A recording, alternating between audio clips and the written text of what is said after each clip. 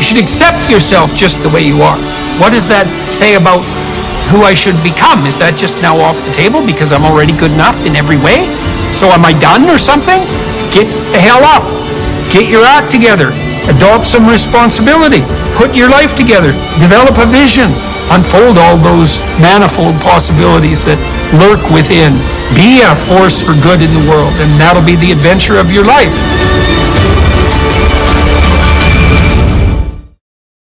And, my great-grandfather was president of a university. He's buried on their campus. I mean, I came from my wife's mother, Joanna, was one of the incredible teachers in Oklahoma City. In fact, a quick story that's worth telling about that. We're having one of these exhibitions I talked about. And this woman comes up to me, and we're in Austin, Texas, and she comes up and she said, this reminds me of my 8th grade science teacher. And she said, I live in Oklahoma City. I came to see this, and it reminds me of her. And she started describing this wonderful teacher who was Socratic and who did all the things. And she said, she got finished, and I said, and her name was Joanna Anderson. Oh. And the lady said, how in the world could you have known that? And I said, because that's her daughter, Laura. And the woman just started crying. And she said, that lady changed my life. Right, so adults have an important role to play in a child's life. Yeah. That role shouldn't be to be an authoritarian, having order to sit at a desk where a bell rings every 45 minutes. Yeah. That's not the teacher's fault. That's the system, right? It's the system. Now, you're participating in the system. Yeah. But I always try to divide. The teachers are often the heroes, and sometimes not. The system's the problem. And I don't think there's anyone that doesn't think the system is broken.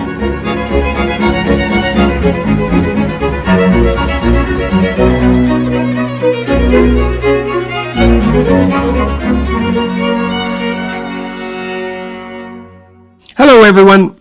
I'm pleased today to be speaking with Jeff Sandefer, who's someone I've known for a number of years and worked together on a variety of projects. We're going to talk today about childhood education and about his background, depending on which platform you're viewing. Jeff is an entrepreneur and a Socratic teacher, which is a teacher, by the way, who tends to ask questions rather than provide answers. He began his first business at the age of 16, then trained as an engineer, and then went on to graduate from the Harvard Business School. He has started and run many successful businesses, the most recent of which is Sandefer Capital Partners, an oil and gas investment firm with several $1 billion in assets. He's also started multiple academic programs and schools. We're going to concentrate on that today, such as the Acton School of Business, whose students were named the most competitive MBAs in the nation by the Princeton Review. He's extended this work over the last 15 years into the K-12 realm, kindergarten through grade 12, with the Acton Academy, a cutting-edge program that blends the one-room schoolhouse, the Socratic method, and 21st century technology to aid each student in changing the world, themselves and the world.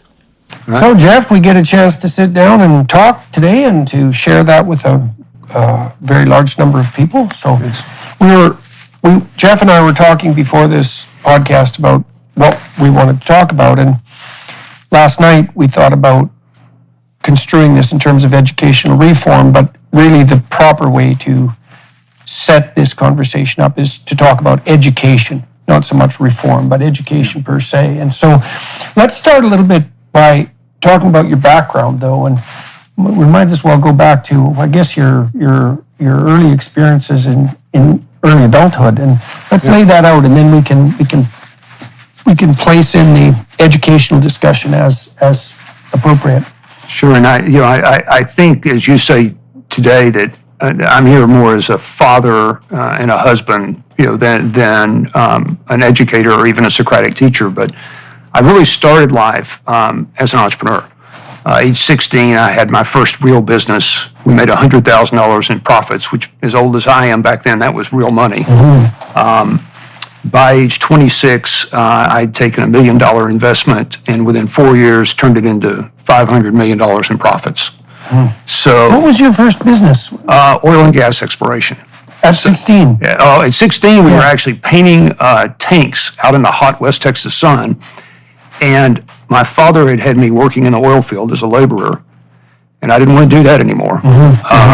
So I found I could hire the high school football coaches at our local high school, and instead of paying workers by the hour, I paid them by the job.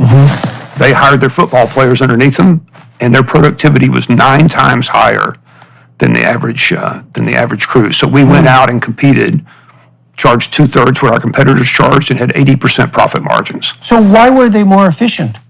Because they were getting paid by the tank, by what they Right, did. so you had the incentives And lined so up they would properly. show up at the break of dawn and work till dusk. The people that were being paid in those days $2.15 an hour had no incentive to work hard. So it was just purely incentive, work ethic.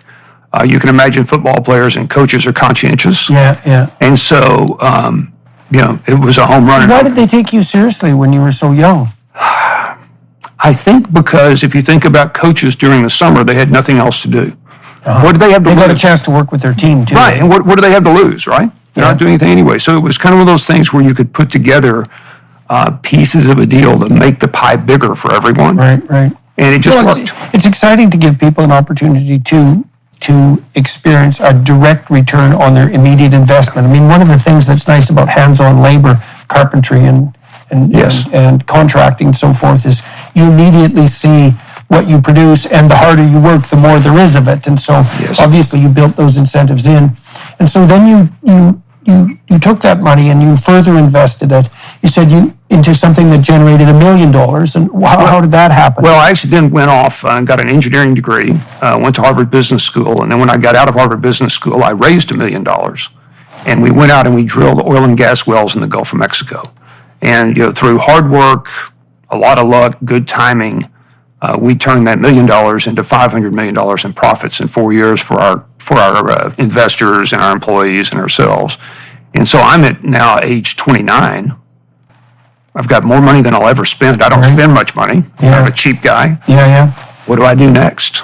And so I decided to take a year off to become a Socratic teacher and lead case discussions at the University of Texas MBA program. And that changed my life. And so for 35 years now, I've been, or going on 40 years, I've been a Socratic teacher. Okay, so let's define that for everyone. Sure. So Socratic teacher and this case method. Yes. So let's go into what constitutes a Socratic teacher first. So you're put in the shoes of someone facing a real life dilemma where there is no right answer. There are moral choices. You're going to have to trade off efficiency and money and what you want to do with your life. And then you've worked maybe 10 hours preparing this case, this 10 to 100-page case. Might be about Enron. Might be about Acton Academy. We have a Harvard case about Acton, our school. And then it's Mr. Peterson. You're not a doctor then. You're going to be younger. Mr. Peterson, what would you do? Invest or not? Right. And so you have to make your case. There are counter cases. And the Socratic method's interesting the way we practice it. There's only 2 questions. Would you do A or B next? Right. And then the second question is, what do you mean by A? Yeah. It's definitional. So the entire Socratic method is just helping people understand what to do next and why. And when you say what you're going to do, exactly what are you going to do? Right. So it's the interrogation of a story. So Yes. the thing about a story that makes it unique is that it provides a deeply contextualized representation of something complex. Yes. And you see this happening in a court case when we're trying to decide whether someone is guilty or innocent. Really what we do is set up a dialogue between competing narratives. Yes. Right. And so the defense mounts a defense narrative and the prosecution mounts a prosecution narrative. And then what you're attempting to do is weigh the narratives. And Yes. now, using the Socratic method as well, as you pointed out, you're going to be asking people questions and getting them to inquire after definitions. And then you said this is very strategically oriented, so it has to produce a binary outcome, a decision-related outcome, Yes. with a strategy associated with that. Yes. In psychotherapeutic practice, one of the things you learn very rapidly, pretty much all therapists of any school of repute who are well-trained know this, is that you can't really give people advice about what to do. Yep. You have to ask them to delineate out the problem. You have to ask them to lay out what they might see as a solution, and you can interrogate that. And then encourage them to step through all the intermediary steps towards a solution. And I think the reason that works is that unless people walk through all of that, if they're just delivered the prepackaged solution, they actually have no idea how to implement it, but also no real motivation to implement it. Yeah, there's no drama to it. There's no part of life. I mean, something I've learned from listening to you, about the power of story. You don't have any of that. And also, for the real world, there's no action.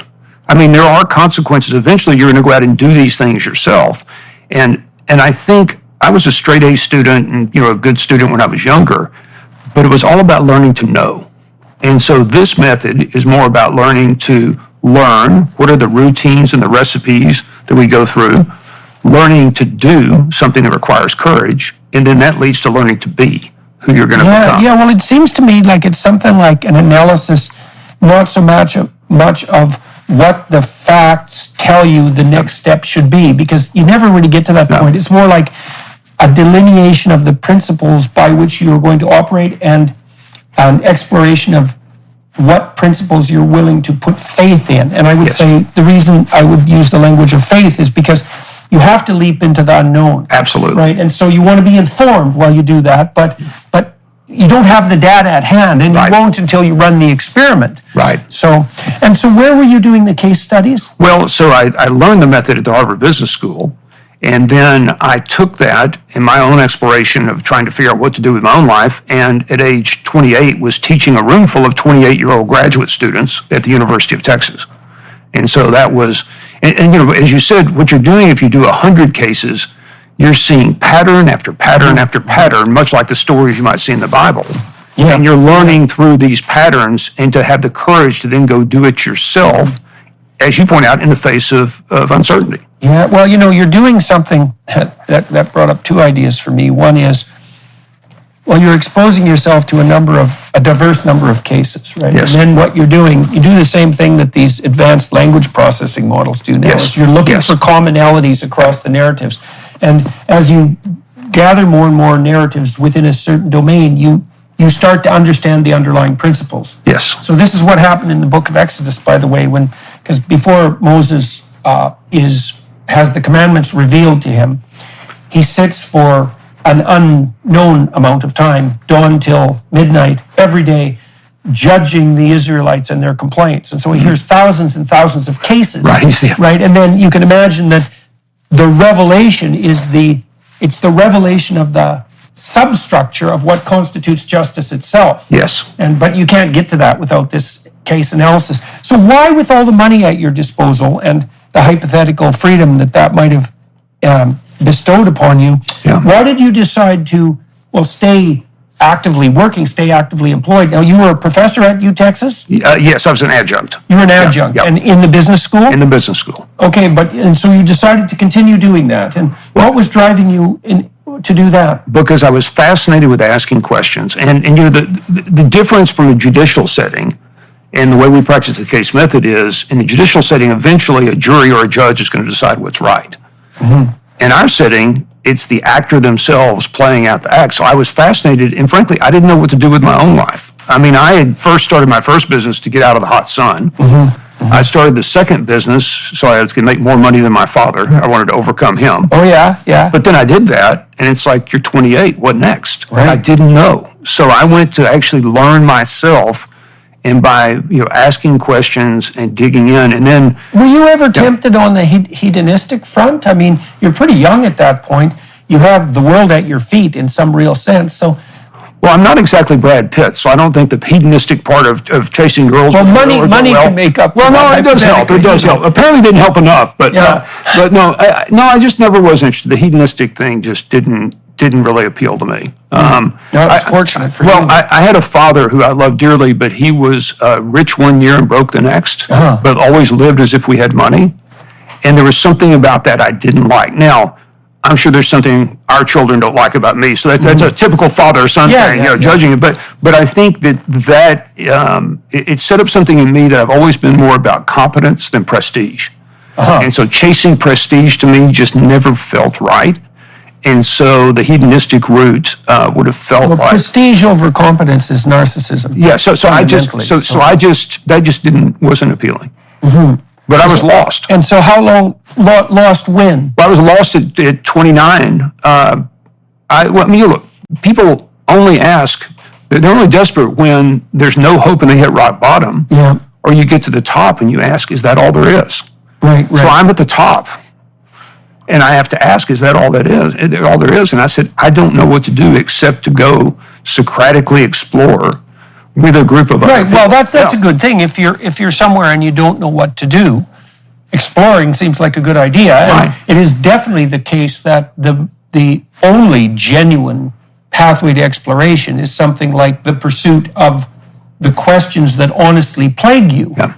Right. And so, and there's a destiny in that too that's extremely interesting, because a different set of problems plagues each individual. Yes. Right. So you're going to have doubts. Everyone does, but you're going to have your doubts. Yes. And the strange thing about your own doubts is that your doubts contain the seeds of your progress. Yes. Because if you pursue those doubts, first of all, they're stopping you because they're doubts. If you pursue them and you rectify them, then you're going to find a pathway forward. But you can't do that without honest questioning. Well, and to foreshadow what will happen later, this set up everything that my wife Laura, who really gets credit for the schools we built, but it sets up everything. It's the hero's journey story, right? It's Pilgrim's Progress. It's the hero going out looking for the Grail, fighting dragons and monsters, and then you realize when you get to the end, it wasn't about the Grail at all. That's how the hero changed in the process. And so it really began to set up that pattern over and over and over again, right? Eternal transformation, Right. as a consequence of learning. One of the things I've thought about Joe Rogan a lot, because Rogan's success on the media front, I would say, is unparalleled. Yes. He has the #1 podcast in 100 countries. Wow. Right. It's not. I think he's the most significant media figure who ever lived, possibly, in terms of sheer numbers and breadth of reach. And he runs a shoestring operation. It's really just him and his producer.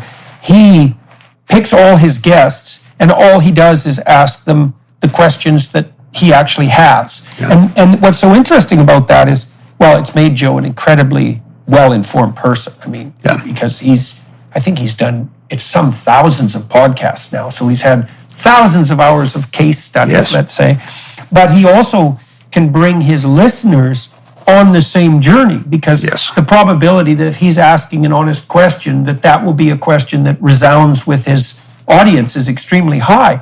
And it's so interesting to see how much power there is in that, is that his stripped down approach, which also requires virtually no editing and certainly no special effects, his stripped down approach is the most compelling approach. And I think it is because it's based on an honest Socratic method. But it does require curiosity, and it requires a genuine interest in true choices. And one of the hardest things as a Socratic teacher is, if you never ask a question you know the answer to. It has to be an equally balanced question. It has to be fair, right? And so if you're trying if you're putting your thumb on the scale, the other person immediately will know it. And so when I've listened to you on Joe Rogan and Rogan's podcast, he's incredibly good at listening and asking a very honest question. There's no, and people would spot it if he wasn't. Absolutely. Here's the deal. The government keeps raising rates because it's the only tool they have to keep inflation under control, and it's not working. You can't spend your way out of inflation. You've seen the impact on the stock market, and you've seen the impact on your savings. Hedge inflation by owning gold, whether physical gold and silver in your safe or through an IRA in precious metals, where you can hold real gold and silver in a tax-sheltered retirement account. Buy gold and get a free safe to store it in. That's right, on qualifying purchases from Birch Gold Group now through March 31st, they'll ship a free safe directly to your door. Just text Jordan to 989898 to get your free info kit on gold and to claim eligibility for your free safe. Then talk to one of their precious metals specialists. That's Jordan to 989898 today. There is a very old religious insistence that pride is a cardinal sin and that humility is the virtue that counters pride. And then you have to ask, well, what does it mean? What does humility mean? And it means something like admission of ignorance. But what's so useful about that, and why it's a virtue and why it's something very useful to practice, is that if you do admit to your ignorance, which is to note what you don't know and to dare ask it, Right. then you immediately rectify. I told my daughter, for example, very straightforwardly, you only have to ask a stupid question once if you listen to the answer, right? So she's been in many situations where, she was in over her head, like we all are. Yes, yeah. Very often. Like me today. Well, and it's very tempting to pretend that you know and to not ask the stupid question. But first of all, almost everybody around who's participating, let's say, in the conversation has the same stupid question. And second, if you don't ask it, well, then you remain stupid. So that's not helpful. And and I think this was a great lesson of, like a lot I've learned about parenthood and about having this same approach with your children. I mean, this, and I've seen you with Julian up close, of being genuinely interested, but offering choices and listening and caring as a parent. And so, I didn't have children at this point, but I have a room full of 28-year-olds that are bright, and we can explore life together and entrepreneurship and how you make money and what it means if you make money. And that ended up being, I spent quite a time at the University of Texas. We built up the entrepreneurship program. We won all sorts of awards. And then spun off our own business school. Why was it well received, do you think? And why was it also two things, eh? Yeah. It was well received by the students, but obviously it was also well received by the administrations. It was well received, and you know enough about academia. The teachers, so the professors who were teachers, loved us. What we did, though, is we had a very firm, very hard contract of what was required to be in the class. We graded on a forced curve when everyone else gave all A's. The harder we made the program, the more people we attracted. Yeah. And so, but at some point, I think our teachers, who were all entrepreneurs who had been successful, so all adjuncts, won the Teacher of the Year award 11 out of 11 years. And how big a group was that? Well, there were 141 professors. And our group of 8 were teaching 25% of all the elective hours in the school as adjuncts. Wow, as adjuncts. And so being paid nothing. Yes, so you can imagine what happens next in this story. Yeah, right. Right? So we're basically all fired or we all quit, depending on which story you want. Yeah. But we go start our own school. And we focus on... When was this? This would have been 2000. And I see. And so that was after 8 years? Yes. 8 years. And what was the rationale for the firing/quitting? Probably that I was too disagreeable, which was fair. But I will say I got a call from inside the school from someone, and he said, look, a tenured professor, and he said, look, I have to tell you, they're going to fire half of you this summer and the other half at Christmas. Because, and we were at that point attracting more than half of all the students to the school and teaching a quarter of them. And they said they just, the tenured political faculty just doesn't want you here. So we decided we were going to teach one last class off campus across the street from the campus. And 130 people showed up for no credit. They drove from Waco, from Houston to Austin, from Dallas to Austin. So they came from all over, including faculty from those schools. And we thought, you know what?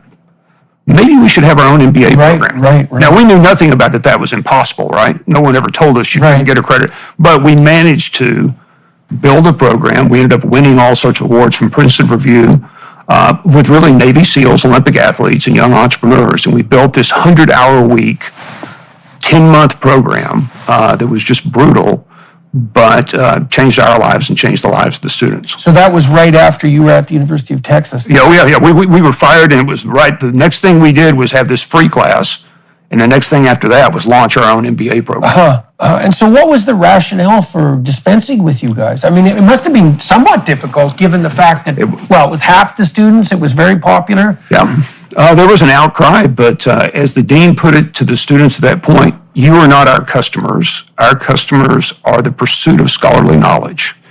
And so your opinion doesn't really matter, was what they were told. So anyway, we spun off. It was successful. It was a lot of fun. And really, I'm now, still doing some business things, mostly teaching. This program's a lot of fun. And then we come to kind of one of the most important things in my life, and that is our 2 young boys are in Montessori school. And they're just about... So you had them after you left the University of Texas Yes. and started this now independent program. Right, so this You is... didn't have accreditation for the independent program? We did get accreditation. Oh, you did? We managed to get accreditation because we won all these awards, and they had to give us accreditation. Who awarded you accreditation? SACS, we had SACS accreditation through a small university that my great-grandfather had been president of at the turn of the century. And SACS is... The Southern Accrediting Association. So it's one of the regional accreditors. Right, so you got associated with a small college, but Right. it didn't matter because Right. as long as you have accreditation, Right. you have accreditation. Right. Right. And so accreditation was set up so that, in principle, so that there was some, what would you say, consistency, reliability, and validity to the assignation of a degree. I mean, that's the theory. Well, that's the theory. What it really serves as, of course, is a protection of the cartel. Right, I right. mean, it's not really that, but we managed to get it. Wasn't an issue. And we built the program. By then, I've got these 2 children, Charlie and Sam, and they're about to leave from Montessori to get ready to go to elementary school. So I go to see the very best teacher in the very best middle school in Austin that's teaching our daughter, who's older. And I said, when should we move the boys into regular school? And I'll never forget this. This gentleman was an African American. He looked like Abraham Lincoln, tall, stately, and he said, as soon as possible. And I said, well, why? And he said, well, once they've had that kind of freedom, they won't want to be chained to a desk for 8 hours a day and talk to them. So you get them in chains young. And I was kind of stunned. And I said, well, I don't blame him. I just blurted that out. And he looked down at the ground for the longest time. And he looked up and he had tears in his eyes. And he shook his head very quietly. And he said, I don't either. So I went home that day and I told Laura, I said, I don't know if we're going to homeschool. I don't know if we're going to start a school. But our boys, the best teacher in this town, just told me not to put them in traditional school. So we're going to do something else. Do you know Paul Gaudy? No. Okay, Gaudy, I hope I have his name right. He was Teacher of the Year in New York State a number of years. And he died, unfortunately. I wanted to interview him, but that was never possible. He was no admirer of the current education system, let's say. And he wrote a history of the education system, which was extremely interesting. He pointed out that the public education in the United States, I was investigating this because I was wondering why our school systems are so bad at fostering individual vision. Yes. Because it's such a lack. I thought, why? This is such a lack. There's something going on here. Okay. The Prussians established the first public education system. And the reason they did it was because the Prussian emperor wanted to produce obedient soldiers. Disciplined, obedient soldiers. Now, I don't want to get cynical about that because in a society that requires a military, disciplined people who can follow rules are arguably necessary. Now, obviously, that can go very badly, but we got to give the devil his due. And the Prussians actually put forward a very effective military training system. Now, that was adopted in the United States in the late 1800s by industrialists, mostly, self-proclaimed fascists. So at that time, of course, it wasn't Mussolini, Hitler like fascism. It was far the early precursors of that, but they were people who believed that the state and the corporate world could integrate at the highest levels, and there might be some utility in that, which is a very dubious claim, but nonetheless. So they noticed that they knew that all sorts of rural people were pouring into the cities to start working in factories. Their kids needed to be cared for while they worked, and then their kids were likely to have factory jobs.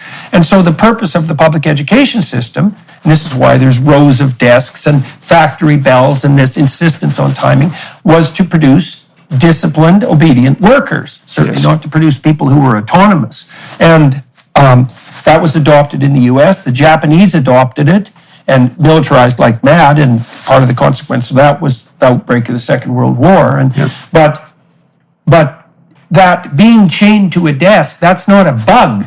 That was a feature, right? And you can also even say, well, let's give it some credence.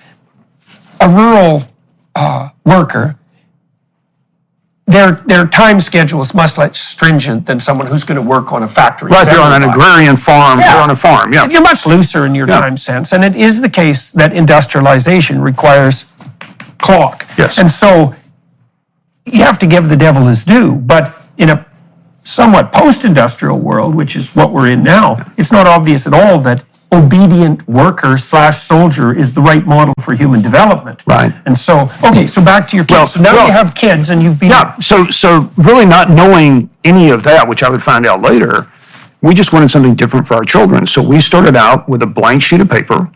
This is all about the time Khan Academy and some great new things on the internet are bubbling, with the Socratic method, and said, what would we design for our children? And this is you and your wife. yeah, and my wife gets to be careful, just like Tammy's special. Laura is the one that did all of this, and I kind of come into the picture later. But I'm helping from behind the scenes, but she's really the person who's building this. We started out with 7 children. And where did you get the other kids? By talking to everybody in town and seeing who would be crazy enough to join us. Now, by that point, the Acton MBA, named after Lord Acton, power tends to corrupt, absolute power corrupts absolutely. The Acton MBA is pretty well known in town, so the fact we start this thing called Acton Academy, it has a little bit of linkage in Austin to be something people might trust us with their children. Right. So you got a bit of communication clout there. Yes. So there was enough reputational. That we were able to attract some very committed families. The school takes off. It starts to grow. It's all based on one mission we stayed true to from the start, that every child who enters our school is a genius who deserves to find a calling that will change the world. Just like physical exercise, daily spiritual exercise is critical to your well-being, especially in a world where attacks on faith and religion are happening all around us every day. There's no better time for a daily habit of prayer than during this season of Lent with Hallow, the #1 Christian prayer app in the US and the #1 Catholic app in the world. With Hallow, you can pray every single day leading up to Easter alongside world-famous Catholics and Christians like Jim Caviezel, Father Mike Schmitz, and even Mark Wahlberg. Dive deep into Scripture and the second most read Christian book of all time, The Imitation of Christ. You'll learn how to become a better individual through prayer, fasting, and giving in spite of today's broken world. Download the app for free at hallow.com/Jordan. Set prayer reminders, invite others to pray with you, and track your progress along the way. Get an exclusive 3-month free trial at hallow.com/Jordan. That's hallow.com/Jordan. Now, by genius, we don't mean 180 IQ. What we mean is a special talent at something. Because if you're the best plumber in town, you're going to make more money and be happier than the average Ivy League graduate. Plus, your customers won't be knee-deep in sewage, which is also, that's a very good major thing. plus. It's a very plus. Yeah. When I was at Harvard lecturing there, one of my students, who you know, Daniel Higgins, Oh, yes. we were working on formulation of theories of general cognitive ability and then personality predictors of success. At the same time, Howard Gardner was working at the Faculty of Education there, and he produced this theory of multiple intelligence. And it's a preposterous theory on psychometric and scientific grounds, partly because Gardner famously noted that he didn't really care about measurement. And that's a no-go if you're a scientist. It's like, well, there are multiple intelligences, but we can't measure any of them. Right. But having said that, again, you have to give the devil his due, is that cognitive ability does seem to have a unidimensional structure. There's one dimension of being smart or not being smart. And the smarter you are, the faster you can learn a complex job. And so for complex jobs, that's very useful. But the idea that there are multiple talents, that's a fine idea. And you see that reflected more in temperament, is that open people are creative and agreeable people like to take care of people, and disagreeable people are competitive and tough, and conscientious people are hardworking and dutiful, and extroverted people like socializing. And so the idea that each person is composed of a composite of traits, and that composite is unique, and that out of that unique composite, something unique and valuable can emerge, that seems extraordinarily probable. Well, and I'd say the biggest finding we've had has been that children are capable of far more than you've ever imagined. Children will play down to an institutionalized system, but if freed along with structure and responsibility and systems they will build, are capable of incredible things. You know, in the Michaela School, which takes a very different approach to you, in the UK, it's an inner city school, and there's a wide range of general cognitive ability as a consequence. So you can imagine in a typical class of 30 kids, there would be kids with an IQ of 90 on the low end, likely up to maybe 85 on the low end, and then maybe up to 130 on the high end, right? So a real distribution. But they're teaching at a very high rate, and 75% of their graduates get accepted to Russell Group universities in the UK. And Russell Group includes the big UK universities. So they've managed to set up a system where, regardless of that immense variability in innate intelligence, let's say, there's tremendous emphasis on rapid learning. Well, so here's where we might differ a bit, or at least what we've discovered. And what we've discovered is, IQ, no question, is the most important determiner of success or socioeconomic success. But it's still only, 25%? Yeah, right? it seems about 25%. So what we found is, regardless of IQ, if we can build a tribe where every person there believes that they have a calling to change the world, that there is a place in that tribe. Now, if my IQ is 100, I'm not going to be doing three-body orbital problems. Right. I just can't do that. Advanced physics. Right. Frankly, I can't do that, right? So that's okay. There's other things I can do. So what we've found is there's very little variability in the ability to learn to do things if you provide people with a compelling story and reason. If you provide them with a recipe, which is now you can find a recipe for anything on the internet, and if you provide them with some sort of rubric so they can among themselves judge it, and you provide them with some gamification, some way to keep score that's fun, and builds a tribe. And if you can do that, and we do this in groups of 36, the tribe is so complex and interesting, it's all about the tribe. Once the tribe works, we get learning happening at a 2 to 3 times average rate. And most importantly, the academic subjects become unimportant. They all happen. It happens at a rapid rate. But you're learning self-management, self-governance, and how to get along with people and build a culture. And you can have all the artificial intelligence you want. It can't do those 3 things. So now let's go back to when you started building this school and walk through it step by step, because I'd really like to understand more deeply how these schools operate. Sure. In the Michaela School that I referred to, it's very structured. Yes. And the teachers do the guiding, and it's clear that the teachers are the ones in control. And I was very impressed when I went there, and her results are also very impressive. The children are very secure, and they're very pleased to be there. We had about 6 of them take us around, and they were just randomly selected from the school population. And I asked them a lot of questions, and so they're liking this. You're taking an approach that also requires the children to participate in their own self-organization. Yes. So you could imagine that you could have a system where the basic rules of engagement are established by the authorities, but the game is actually playable. Yes. Or you could have a system where the game that's looser, which would be the system that you set up, where the demand for self-governance is placed in there to a large degree right at the beginning. And so this is very similar to a Tocquevillian society that develops from the bottom up.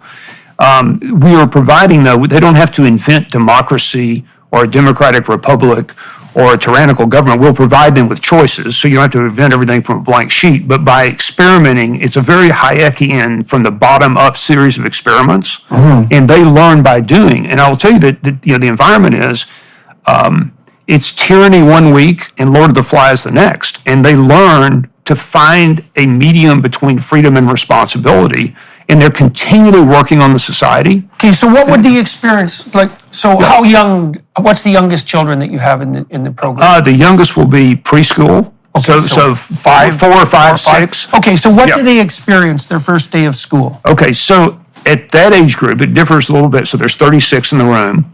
It's mostly Montessori-like learning to do real work, so the routines of real work, and free play. And it's only, and so you're beginning to learn to read and write, and I'll get back to that in a minute. Elementary studio is more about important work. So you're doing real chores, you're doing real work, you're helping to start running the studio, and you're playing hard games. And that hard game may be learning math, but it's a hard game. I mean, like, so these are games. Now, by middle school, you know, you're tackling real world things. You're beginning apprenticeships as early as age 11 or 12.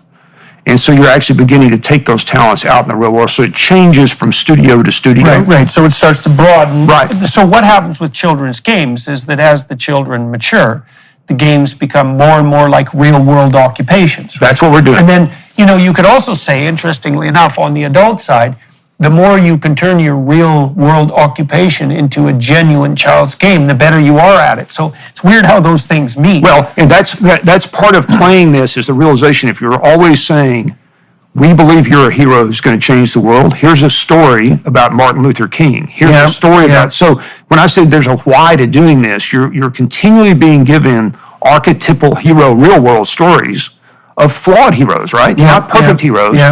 And you're having to work this out at the same time you're working out whether I'm going to hit you in the head at age 5, and if I do, there are consequences. But those consequences are largely meted out by 8-year-olds who are forming their society and learning to form their society. And I will tell you, in our high schoolers and our middle schoolers, 80% of them are better than anybody that graduated from my Harvard Business School class in culture. Because all they better do at what? At culture, at forming a healthy culture. Right. So is that better at negotiating?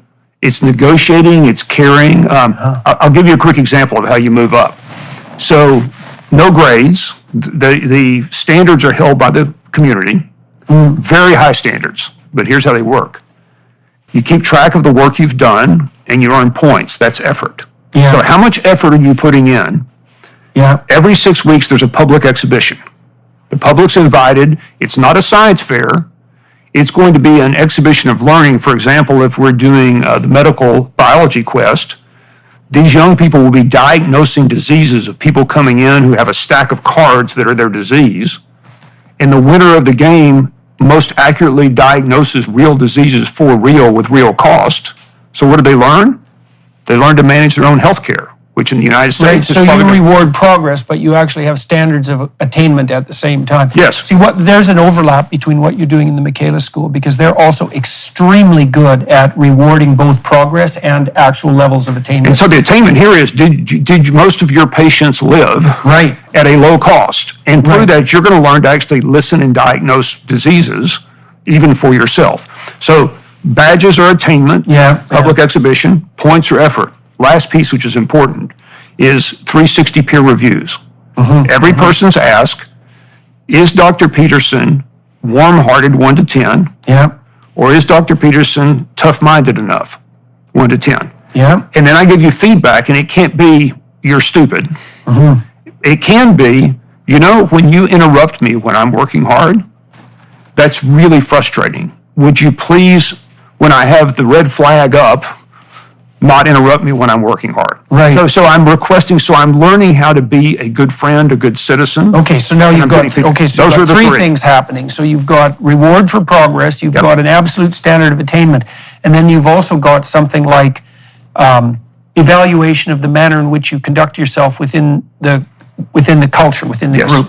Okay, so in the 360 process, just for those of you who are watching and listening, is that it's not that easy to figure out how to evaluate people inside a corporation. So for example, if you're trying to evaluate middle managers, you can't get a direct measure of their sales effectiveness because they're 3 steps removed from any sales process. And so the question is, well, how do you know if they're succeeding, and how do they know? That's a big question, because you can't even get rewarded unless you know what the criteria are for success and failure.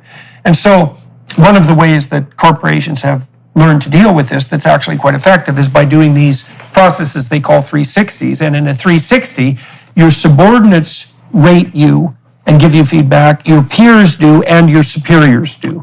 And so then that's aggregated. And you can set that up so that it's not, so it's as unbiased with relationship to the hypothetically desirable outcomes as you can manage. But it's an effective way. Compiling multiple reports like that is an effective way of gaining valid, say, diagnostic information. And a great way to learn to give and receive valid criticism. Right. That it's helpful criticism, it's positive criticism. Right. So Yes, and criticism, we should also point out, that's not, here's what you're doing wrong.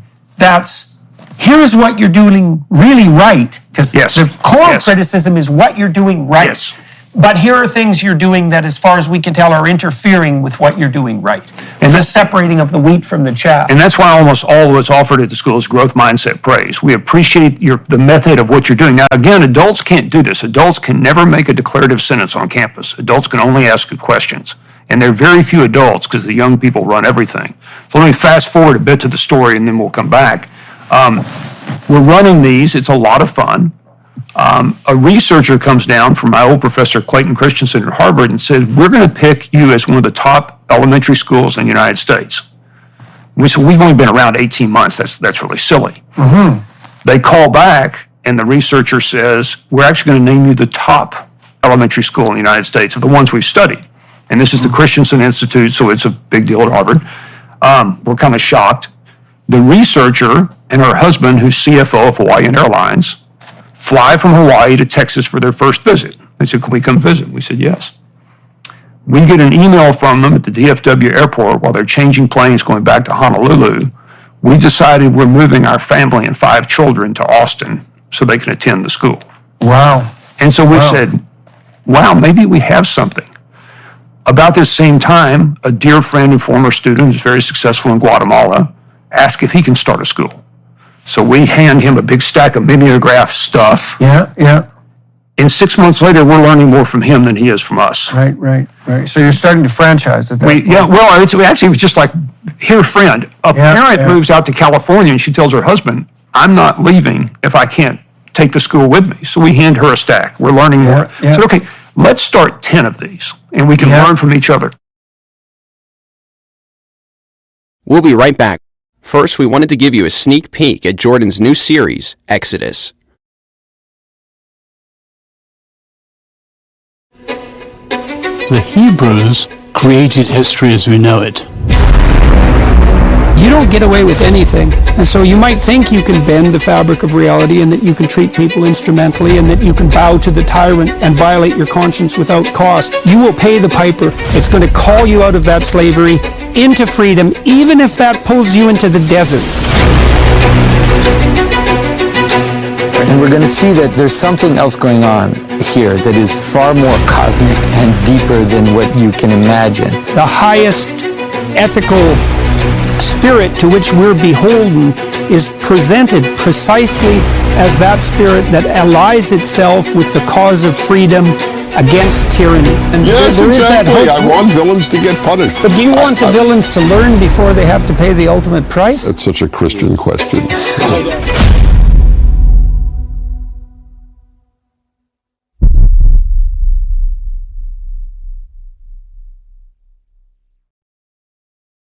Now, are you still operating fundamentally at the preschool and early school? Well, level at this we're point? now beginning to have a middle school, and that's why I step in and I end up running the middle school and the high school with 45 students.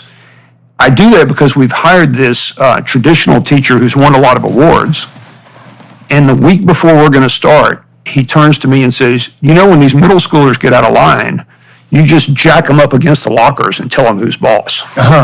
And I went back and told Laura, I said, you're going to fire this guy. So you might as well do it now. And she said, well, middle school's going to start in a week. What am I going to tell the parents? And I said, well, I'll step in for a little bit and I'll help. And that was my introduction. And then for 13 years, I did that.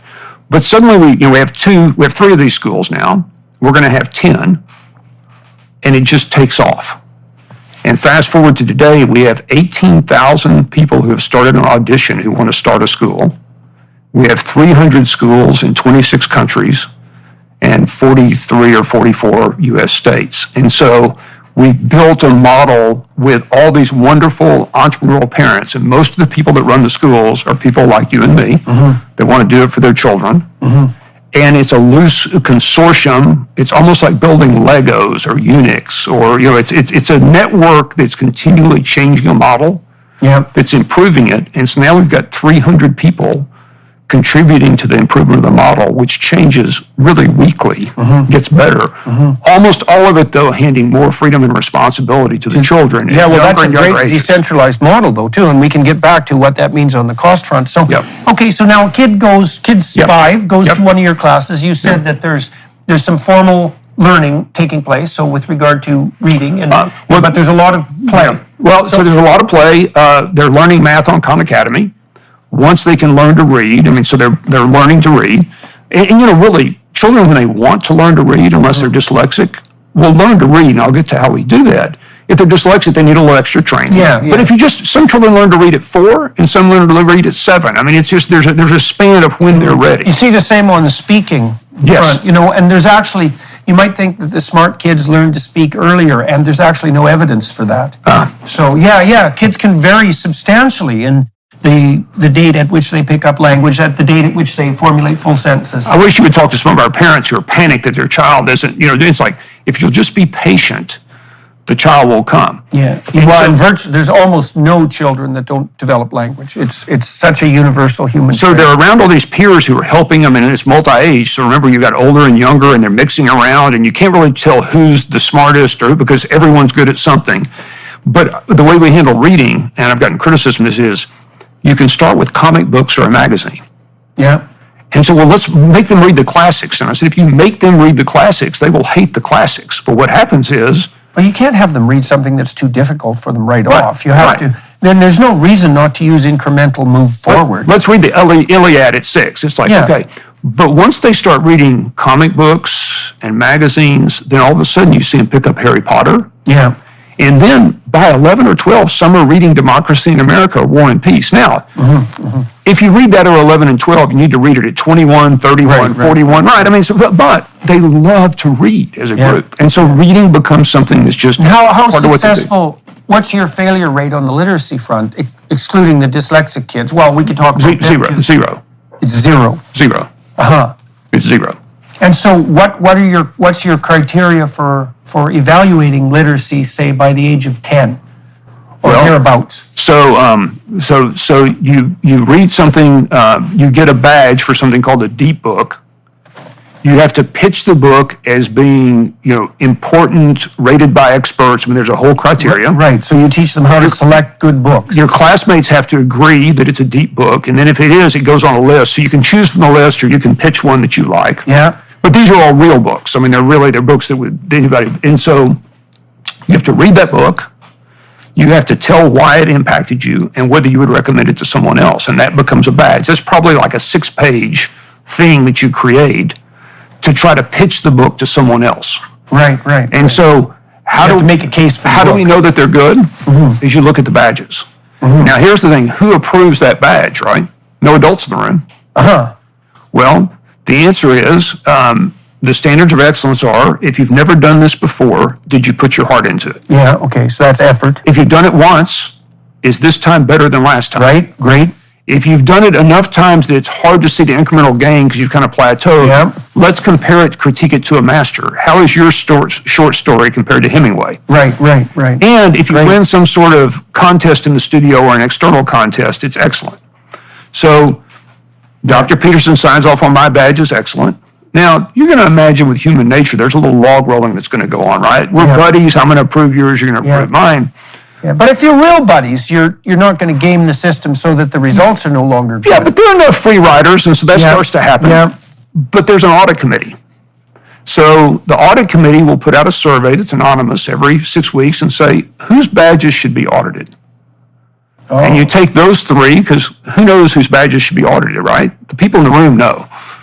And you don't embarrass those people. How do you stop that from turning into an informer festival and getting free riders on that front? Well, I'll get back to kind of when you have toxic sub-tribes and things. So Yeah. that can't, but generally the group is one tribe by this time, and so you don't really have that. That's not really tolerated by the group. Okay. But so what will happen is, who volunteers for the audit committee? Yeah. Well, The that's tough people, right? Yeah. The easy people don't want to do the work. So now you got the toughest judges.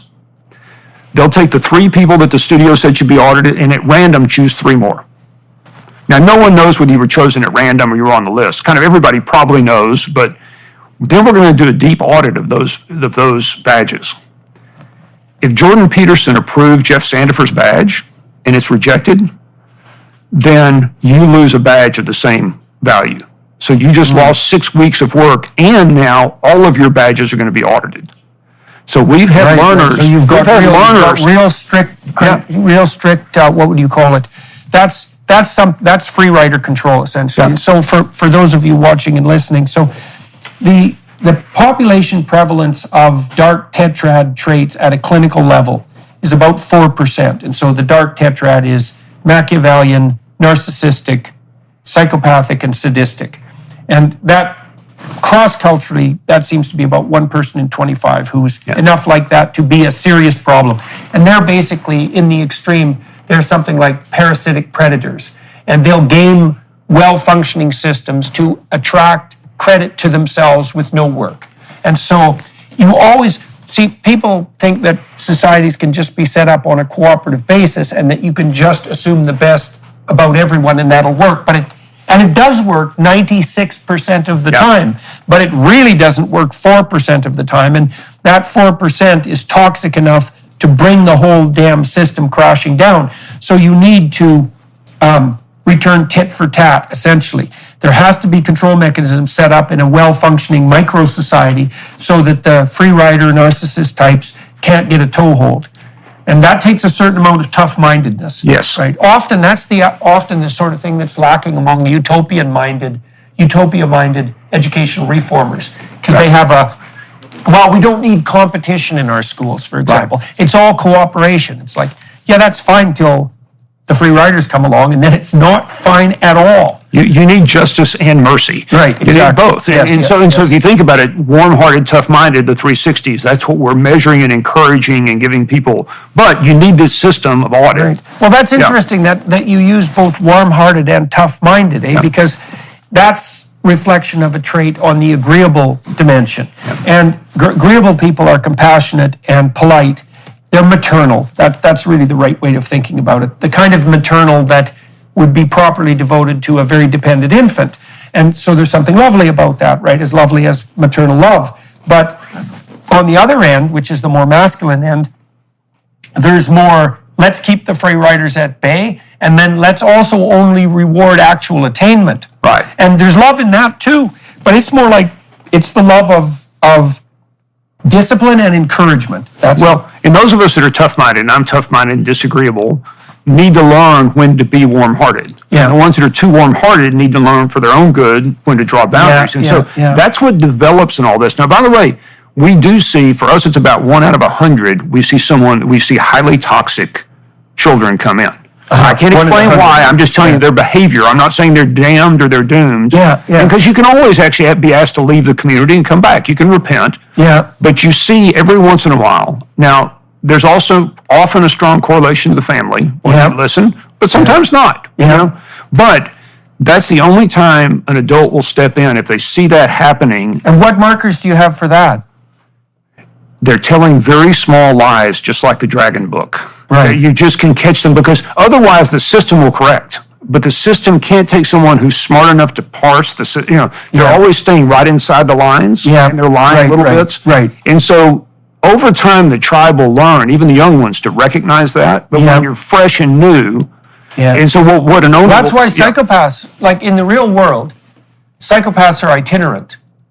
Because they can't stay long enough. Well, they can't stay because people figure out their games and then they stop them. And one of the problems with the virtual world right now is that it allows the psychopaths to be continually itinerant, which is essentially what you are if you're anonymous. Right. Is that nobody can get a handle on you. You can't track the reputation. And, the people who promote the benefits of online anonymity say, well, what about the heroic whistleblowers? And it's like, fair enough, but they're 1%. Right. Yeah, the heroic whistleblowers, but what about the enabled psychopaths? Well, the whistleblowing is worth the psychopathy. It's like, it doesn't look like it. It's interesting because the group gets pretty good, even at an early age, at recognizing it, but the first time they see it, it's like when you said before about a dark triad or a dark quadrid male can take advantage of a young female, but the females will learn. Yeah. Well, 8-year-olds learn too. Yeah. But we will step in and say, here's a transition contract. If these things don't happen, you're going to need to leave and reapply. So we will pick out, but it's 1 out of 100. Yeah, that's We'll pretty see good. someone so we're probably drawing, from some segment that's slightly healthier because they won't apply, maybe. But about 1 out of 100. Well, you see in with kids, so there's a pretty good literature on this. If you group 2-year-olds together and watch them interact, about 4% of the males, it's almost none of the females, about 4% of the males at age 2 will kick, hit, bite, and steal. Okay, so that's not very many. That's 2% of the population. It's 1 in 50, so it's not much different from the... But most of those kids, despite their temperamental proclivity to be aggressive, are socialized by the age of 4. Almost all of them. If your parents socialize them. Or someone does. Someone does, right. Could be siblings, right? But someone has to socialize them. Maybe help them either control that aggression or integrate it. Better to integrate it. The kids who don't have that integrated by the age of 4, they're in for a pretty dismal ride. There isn't a lot of clinical evidence suggesting that if those traits are still in place at the age of 4, that they can be ameliorated at that point. And those are the kids that turn into bullies and then delinquents and criminals. And we see something very similar to that. And I wanted to ask you because we see something else, and I'm curious what the literature says about this. It appears to us that the tribe in these systems, in this Tocquevillian society, will shape conscientiousness until about 13. And so there are some people that are naturally conscientious, and there are others it seems to shape. Our experience is when we take someone after the age of 13, if the culture is spun up, they will behave in a conscientious way. But without the culture, they will regress back to where they were. Well, part of what happens at 13, so imagine you have these aggressive kids, at 4. Now, they maintain a high level of aggressive behavior. Okay, now at about 14, the boys join them under the influence of testosterone. And then for the normal boys who have this spike in aggression, that start to decline pretty rapidly around 18, and then goes back down to where you'd expect it if you just tracked it linearly. Whereas the criminal types don't desist. What happens with the criminal types, generally speaking, is that they start to desist in their late 20s. And so the fundamental hard-headed penological theory for repeat offenders, 1% of the criminals commit 65% of the crimes. So for true repeat offenders is you just keep them in jail till they're 30. And then it might be delayed maturation, something like that, But after that, they're not as big a threat. They start being so incentivized. But by the way, the thing we see over and over and over again, and I can't stress this enough, and I think it's my theory of why the United States works, is the 80-20 rule is one of the most powerful rules. And so what you see is, if you believe every child's a genius, you find the child that's good at each of these different things, but they all have a place. Just like I can be a plumber, an airline pilot, But you see that in these societies as they grow. You got to find your place in so the Pareto, this 80-20 rule, this is 20% of your customers produce 80% of your sales. 20% of the recording artists sell 80% of the records. 20% of the authors sell 80% of the books. The actual rule is the square root of the number of people doing a particular task perform half the labor. And so this drives inequality in every creative domain. But your point is there's a diverse enough range of potential Pareto contributions. It doesn't matter. Like you can be an off-the-chart plumber and I can be an off-the-chart mathematician, and there's zero trouble with that. If we're only going to measure how quickly I can memorize things for a test I'll never use again, and it's basically IQ, then there's only going to be one winner of that, or one group of winners. In this case, there's all sorts of ways you can win, and it's so complicated you can't even keep track. But what you can keep track of are these stories that are repeated over and over and over again about heroes don't win. When they get knocked down, they get back up. And it becomes kind of a resilience, grit, a resilience, hey, it's a challenge. We talk about, I may have gotten this from you, like what are the 3 monsters? The 3 monsters are resistance, distraction, and victimhood. It's like, if I can't, which one of those is standing in my way today? Resistance, I just need to take the first step. right? Yeah, and that Just- might just be apprehension of sheer complexity, yeah, right? But what do you do? Take a step. Okay, Yeah, yeah. distraction. And if you can't, then take a smaller step. Exactly. I mean, take one more step towards the elevator. Yeah. And so distraction, it's what's valuable to you in focus. I mean, Yeah. prioritize and focus. Right, right. If it's victimhood, then gratitude is the only substitute, is the only elixir for victimhood. yeah. And so they learn. Yes, that and we it's- should also point out on that regard that gratitude isn't the naive insistence that the world is a perfectly delightful place and that everything is going to go well. Gratitude is a practice, it's a moral virtue, and the virtuous part of it is the courage to find in even the darkest place some light that can guide you through, right? And the willingness to do that, the understanding that that's a practice. I mean, when my wife was extraordinarily ill a few years ago, like fatally ill, so the story went.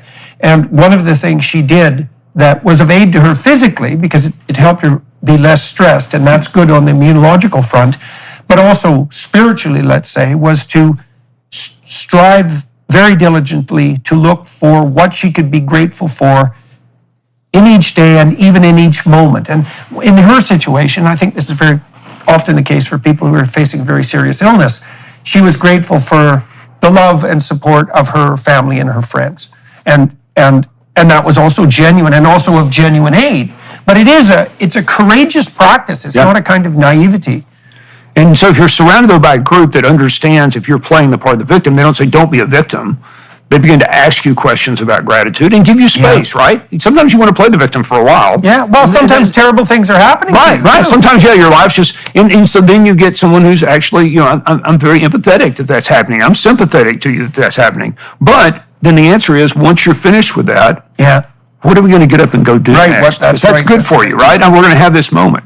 So just imagine all these young people. And by the way, the high schoolers are going up and down to the middle school and elementary all the time. The middle schoolers are going up and down. You'll see elementary students. So this is a family. This is like a neighborhood of young people moving around between studios, helping each other. Often you'll get a 10-year-old that's better at calculus, than a high schooler. Right. And they're up, and it has to all be What a deal Socratic. for the 10-year-old. He gets to share his knowledge with older kids. That's We pretty have damn good 10-year-olds that deal. actually sell tutoring services. So they have to be Socratic. They can't lecture. Yeah. But anyway, that's the beauty is they're learning how to build a society. They're learning self-management. Yeah. They're learning self-governance.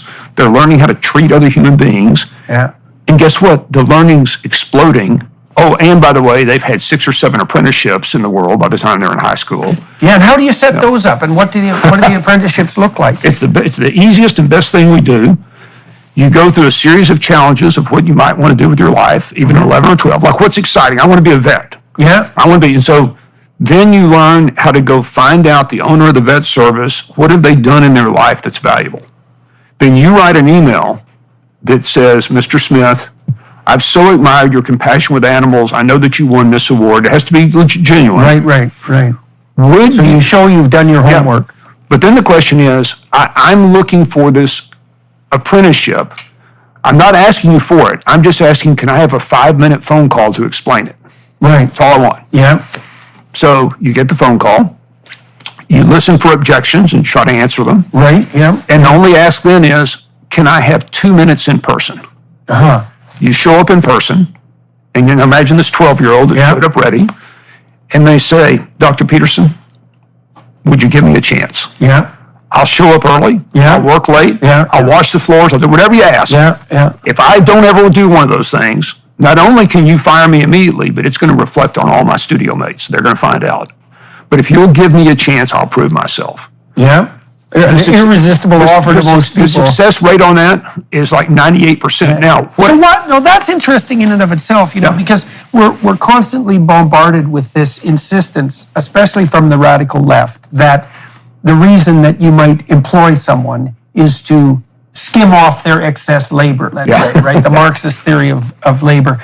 And that it's basically an exploitative relationship. And you can be cynical about this. You say, well, no kidding, the businessmen are going to agree because now they've got free labor. But that isn't what happens. Like, what happens is that, and you have to be unbelievably cynical and blind and believe that the world is motivated by power to believe anything other than this, is that the ability to act as parent proxy is there in all of us to the degree Yes. we can be parents. And it's extraordinarily attractive to offer people the opportunity to establish a relationship with someone who's young where they're fostering their development. I think that's a primary source of human gratification. I actually think there's also something that's, I wouldn't call it cynical, but it's a little more self-interested, that the people who are being like very generous, because this is, it's hard to have an apprentice. Yeah.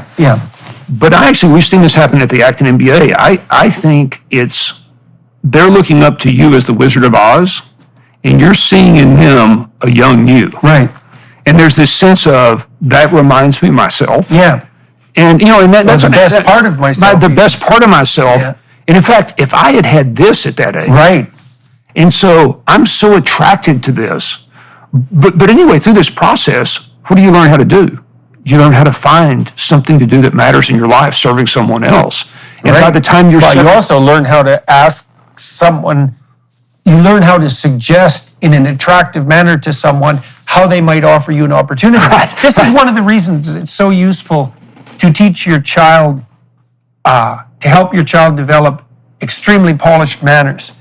Yeah. And because what happens if you have well-mannered kids who say please and thank you and who know how to shake hands and introduce themselves and who are sensible enough to listen to an adult, then they will charm the adults, and not in an instrumental way, a manipulative way, but they'll charm the adults, and the adults will reveal the best part of them, and then they'll offer the kids all sorts of opportunities. And so what a deal that is for your kids. And we see that just happen over and over. And what do we have to do? Nothing. We don't set these up. We don't matchmake. The young people go out and do it all with parental permission, and with the parents have to sign off it's safe. But they're out there doing. Our boys went through amazing. They ended up their final apprenticeships were at SpaceX. Right. And you know what? They did that on their own. I mean, that was that's great too, because that makes it their accomplishment. Oh, it's that's absolutely another their thing that's so useful about not doing too much for other people, isn't it? So one of the things that, as a therapist, it's very easy to steal your client's success and to slough off their risk. So, for example, if you come to me and say, well, do you have some advice on the career front? And I say, well, this is what I think you should do, and this is how I think you should do it. And you go out and you do it. It's like, it's not obvious at all whose victory that is. Right. And then if you go out and fail, well, I failed as a therapist, but not as much as you failed. So it's like your skin. I'm going to claim the victories and slough off the failures. Yeah. Well, this is why, by the way, we don't ever talk about the success of our graduates, because it's their success. You just want to hear us talk about that. I mean, we just don't. It's their success, not ours to claim. And it also brings up the hardest thing we have. It's not the young people, it's the parents. And I asked our son the other day, a good friend was working on something about fatherhood. And I asked our youngest son, Sam, I said, this whole fatherhood thing, you would understand it better than I have because you're the customer, right? You're the person. I said, so what advice would you give my friend about fatherhood? And he said, when you're younger, you just want your parents around and to pay attention to you. Yeah. Not coddle you, but just to be there. And he said, but once you get into kind of middle school, you're really around your peers, and your parents, their job then is to be a good role model. And he said, and this is what chilled me, he said, so to be a good father, all you can do is work on yourself. Yeah. And that's why it's so hard. Yeah.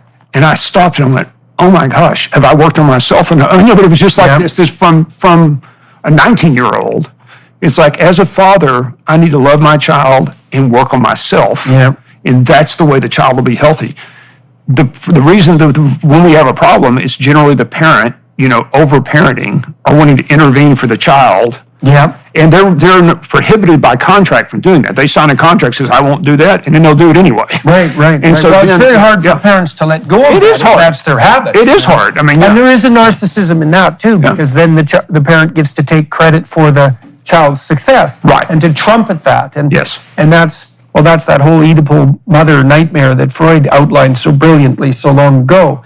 It's like, and it's hard if you're a caregiver, again, to give the devil his due. Yeah. And I think it's probably harder for women because they have to give their all to their infants in a self-sacrificing manner. Yes. Because infants require full, dedicated, this isn't about me care. The problem is, so the psychoanalyst said, the good mother necessarily fails.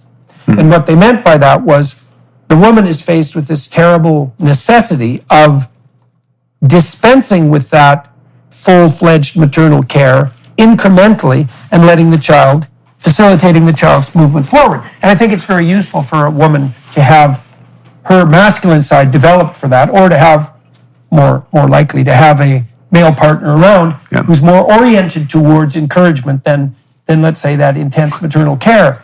But it's definitely the case that you want to foster in your children and in the people you're mentoring that ability to do things on their own. There's a rule of thumb for care of elderly people.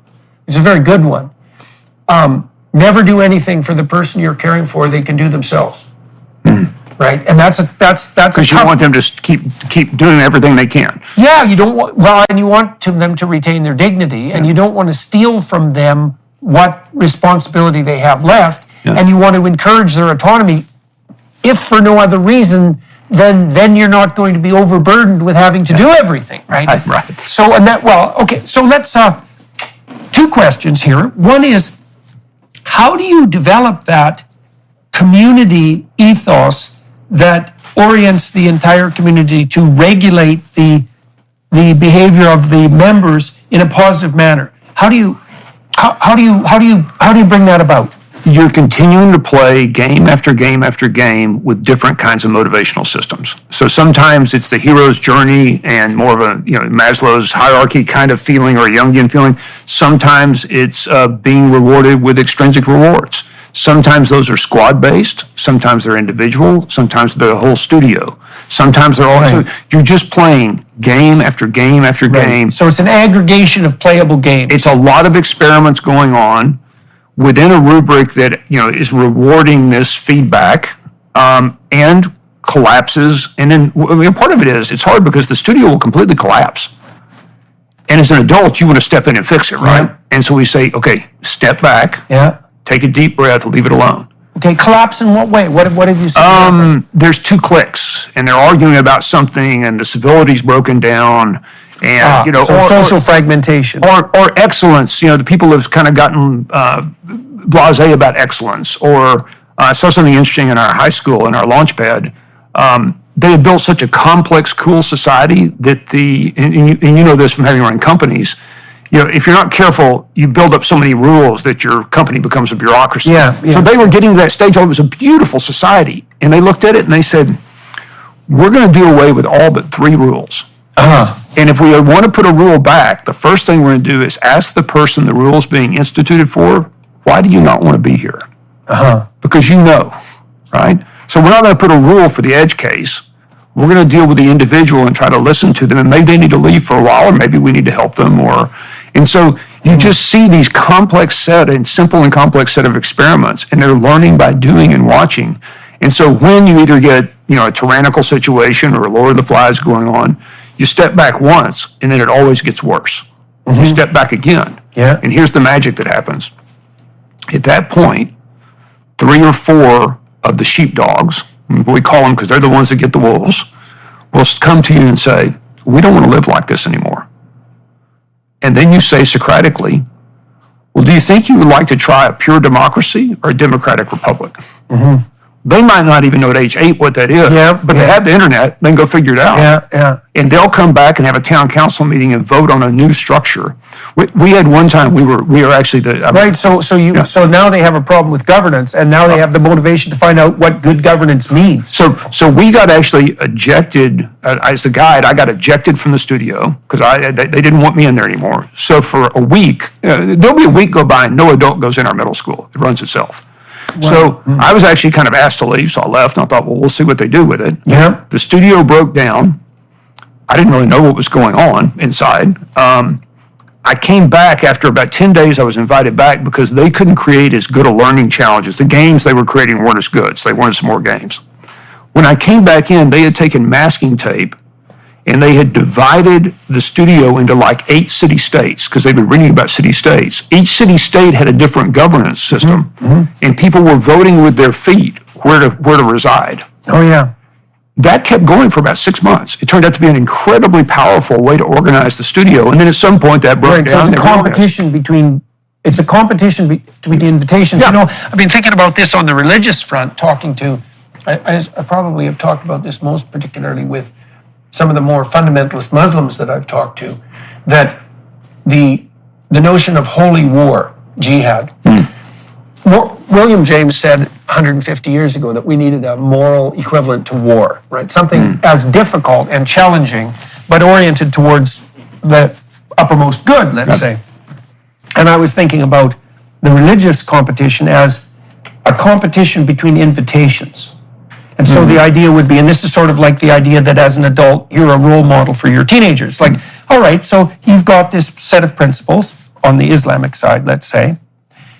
Are you such a shining example of those principles in practice that people look at you and think, man, I'd like to abide by that code? Yeah. And that seems right to me, is that a competition of invitations, first of all, it has the advantage of competition. It's like, well, there's a bunch, and that's experimentation, essentially. Right. And it can be intense competition, but if it's invitational, then people get to use freedom of conscience and freedom of association to choose, and that seems to give us the best of both worlds.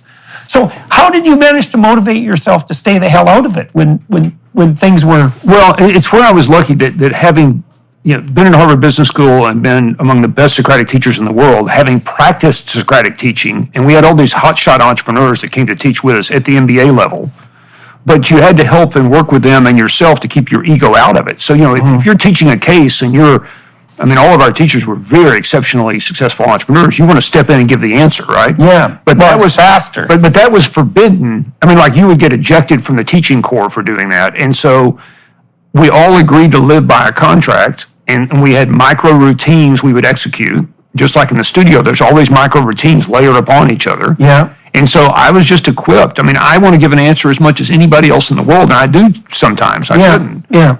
But I'm equipped to say it's so much more powerful to say, would you do A or B next? Well, for the men that are listening, this is a useful thing to know about your wives. It's true in interpersonal communication in general, but, your wife is going to sit down with you and lay out her complaints about whatever happens to be happening. And you might think that you know what to do about that, and you might think that what she wants is for you to do something about it and to provide an answer. Now, that also might be your impatience because you want to just cut to the chase and solve the damn problem. And so it's not all moral virtue on your side that you actually know what to do. But what you have to understand is that when someone's first walking through a problem set, part of what they're trying to do is to figure out what the problem is. And so unless you let them lay out the problem landscape without interference, you don't even know that the problem you're solving is the correct problem. And that you definitely see this in the psychotherapeutic relationship all the time, is that, man, once you've got the problem properly identified, you're 90% of the way to solving it. But that wandering around to begin with, and the Socratic method's very useful for that. It also helps people to investigate their doubts thoroughly, but also to build the analytic skills necessary to assess a problem properly and to start to strategize. I remember Laura was in a discussion with one of our top acting MBA teachers one time. We were in a case discussion, and he's a wonderful guy named Stephen Tomlinson, and he stopped her in mid-sentence, and he said, ask yourself at this moment, would you rather be right or would you ever rather be curious? Right. And it changed her life. She's always been a curious person. Yeah. She was like, oh, I was trying to be right at this moment. Yeah. And so it's those kind of revelations. Yeah, that's curious. That's the pharaonic temptation, as in Pharaoh, is to be right. Now, a good way around that, I think, metacognitively, is to think, okay, are there more things you know or more things that you don't know? Mm-hmm. Now, anyone with any sense knows that no matter how thick the book they've read, in total is, the book of things they haven't read or encountered is way thicker. Yeah. And so then the next question is, well, would you rather be friends with what you know or friends with what you don't know? And that's an infinite landscape. And so if you can learn to be the friend of what you don't know, then, and you're really afraid about that. It's like, no, I need to know here. I might be wrong in my presumption of being right. And then it opens up, I think that's part of what opens up the underlying motivation for true Socratic questioning. Like if I'm talking to my wife, I actually want to know even though part of me doesn't, why she thinks what I'm doing isn't working, because it's possible that if I could listen carefully enough, I could find out something stupid that I'm doing and quit doing it. And I would rather stop doing stupid things, because life's hard enough without putting up unnecessary obstacles. Now imagine these kinds of discussions going on. They happen there's a 15-minute Socratic launch in the morning. There's a 15-minute launch after lunch. There's a 15-minute close. So these young people are having on a detailed moral problem of real relevance to them, these Socratic discussions over and over and over again every day. And then... So what would a discussion like that look like? What kind of topic might come up for discussion? It might be we're having an issue with clicks in the studio. And so there would be something about what is a click and how do clicks form. Right. And the question might be... So it's applied Well, actually what we would ask you is, we would say, what's the biggest issue in the studio right now? Is it intentionality? Is it civility? Is it excellence?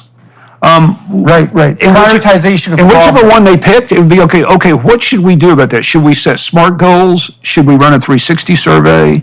Should we... And then after a very short while, they're leading these discussions. What should we do and why? It's always relevant. There's probably a hero story. In fact, the way we do civilization, I've talked with Larry Arnn at Hillsdale about this. You'll be in a group of 5 10-year-olds, and you get a question to go research. And the question might be, was John F. Kennedy the ne'er-do-well son of a rich man, or America's greatest president assassinated in his prime? Now, 10-year-olds have no idea who John F. Kennedy is. Right. But he was assassinated. He was a rich guy. That's pretty cool. Yeah, right. So they'll go spend 30 minutes researching, or an hour researching all about Kennedy. Yeah. Then they'll come back and they'll start debating that. And before they're done, it'll be like, well, what does make a great president? Yeah. And what is your prime? And what is... No adult. These deep, rich... And by the way, after that, you never forget who John Kennedy was, or the Cuban Missile Crisis. But all it takes is one question and the right rules of engagement. Yeah. And you can back away. Yeah, well, that's also how you can set up critical thinking as a really motivating game. So in my fourth year seminar, we would go through scientific papers one by one. I would pick the papers, classic scientific papers, and then I would extract out some of the core questions. And then this was fun. I divided the groups, my students, there's about 20, into groups of 4, and I put the introverts in one group and the extroverts another. And the reason is that introverts will talk, but their threshold for speaking is higher and the lag time is longer. So if you have an extrovert in with a bunch of introverts, because they're more likely to interrupt earlier. So I'd put the introverts together. So that was fun. And I would assign a side of the question arbitrarily. And the rule was, look, I don't really care what your opinion is about this issue, not because I don't care about your opinion, but because it's worthwhile to explore the entire problem set, and it's very worthwhile to learn to think critically. And to think critically, you have to take opposing sides. And so the students would have this discussion, and then the rest of them would vote on the outcome. And it was extraordinarily engaging, and the students really liked it, and they would spend in-class time doing the investigation right then and there, right? Without you having to do anything, right? Well, we did the same with the Revolutionary War. You have the Tories, you have the Patriots, and then you have this group in between. It was about a third, and a third. Yeah. And then it's like the two sides, the Tories and the Patriots, have to argue, and the people in the middle are going to vote with their feet, and you're going to see who won. So there's all sorts of just experiment after experiment after experiment like that. And so so that's what Pageau, my friend, I have a friend who's a very deep religious thinker, and he's developed a model of governance that's very much like that, that's extracted out of the Exodus story. It has to do with the distribution of response. So imagine there's tyranny and chaos, and so that'd be tyranny and slavery, let's say. And then there's a model of good governance that is the alternative to both of those. And it's something like distributed responsibility, and something like this idea of nested games. So in the subsidiary organization, an individual has responsibility for himself, and then paired individuals have responsibility for their family, and then paired families have responsibility for the community, and then paired communities have responsibility for the state. And there's games going on at every level that are Well, they should be games that are guided by the spirit of the logos fundamentally, but it should be distributed at every single level. And that's the opposite of a totalitarian system. So instead, like in a totalitarian system, every single person lies about everything all the time. And in a well-governed system, the opposite of the lie isn't the truth. It's more like something like the humble approach to expanding knowledge. Right. It's an experiment or something I'm going to try. It's a way of generating new knowledge. Well, so think about the individual, the squad, the 36 people in a cohort, and then the whole campus. Yeah. And then you have people that are also doing, they're specializing in chemistry versus math. And so you've got all these mixes like that going on all the time. Right. And out of that comes a culture. Right, and also because you have that diverse range of options. So the answer to the problem of inequality isn't equality. The answer to the problem of inequality is a diverse enough game so that the distribution of inequality is normal, right? So, like you said, you can be a good plumber, you can be a good abstract mathematician. It doesn't matter. They're both infinitely playable games, and they're infinitely expandable games. Well, the question that keeps getting asked over and over again, so one of the other things they go do is they go do what are called stars and stepping stones interviews, where you'll find people you admire who are between, if let's say you're in high school, your age and 25 and 40, and then over the age of 60. So there's a range, and you'll go. And what we found by doing thousands of those is at the age of 60, most people ask the same three questions. They phrase them differently, but it is: did I contribute something meaningful? Was I a good person? And who did I love and who loved me? Those three questions, even at age 8, are always on the table. Say them again. So, did I contribute something meaningful? Right, so meaningful, specific. Meaningful. Was I a good person? Who did I love and who loved me? Right. Now, I bring that up because we could pick, you and I could prioritize those differently and both win the game, right? Right. So you're always asking, and by the way, those questions mean something different. Was I a good person means kind of black and white moral choice at 11, or maybe even 15. It probably around your 20s, 30s, or 40s, it's about, am I becoming who I was meant to become? Good has a different meaning, right? A slightly different meaning. Right. It's not so much abiding by the appropriate rules. But while we keep offering these moral choices that allow you to kind of self-rank in different ways, it's not only aptitudes, it's also what's important in life, because you got to ask what's success. It's not how much money you make. Yeah. Making money's great, but that's not the ultimate measure. Is it being how kind you are? Making money is great if it facilitates the other things that you just described, right? If it provides you with an expanded horizon of opportunity.